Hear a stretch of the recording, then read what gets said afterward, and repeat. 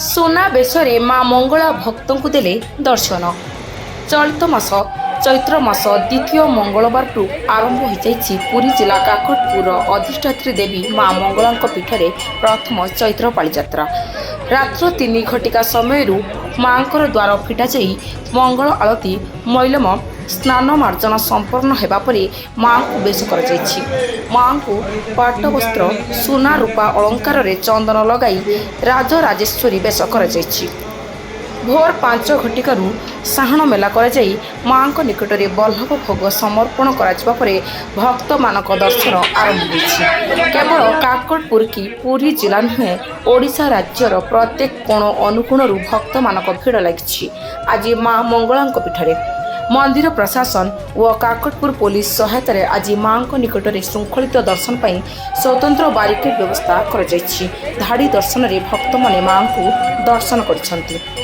ଅସ୍ତରଙ୍ଗରୁ ସୁଜାତା ସାହୁଙ୍କ ରିପୋର୍ଟ, ଦେଶ ଦୁନିଆ ଖବର 24। ସ୍ନାନ କରାଯିବା ପରେ ବିଭିନ୍ନ ବସ୍ତ୍ରରେ ମାଙ୍କୁ ସୁସଜ୍ଜିତ କରାଯାଇ ମୁଖାର ବିନ୍ଦୁ ଚନ୍ଦନ ବେଶ କରାଯାଇ ଲକ୍ଷ୍ମୀ ବେଶରେ ମାଙ୍କୁ ସୁସଜ୍ଜିତ କରାଗଲା।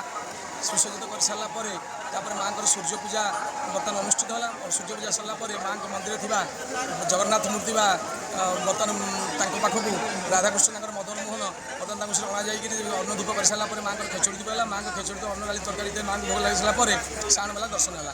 ତେଣୁ ଶହ ଶହ ଭକ୍ତ ବର୍ତ୍ତମାନ ଅପୁଞ୍ଜିତ ଆସି ମାଙ୍କୁ ସାହାଣ ମେଲା ଦର୍ଶନ କଲେ।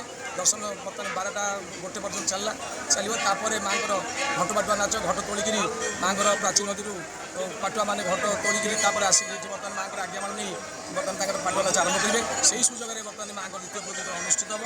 ଦ୍ୱିତୀୟ ପ୍ରଦୀପ ସରିଲା ପରେ ପୁଣି ସାହାଣ ମେଳା ଦର୍ଶନ ହେବ।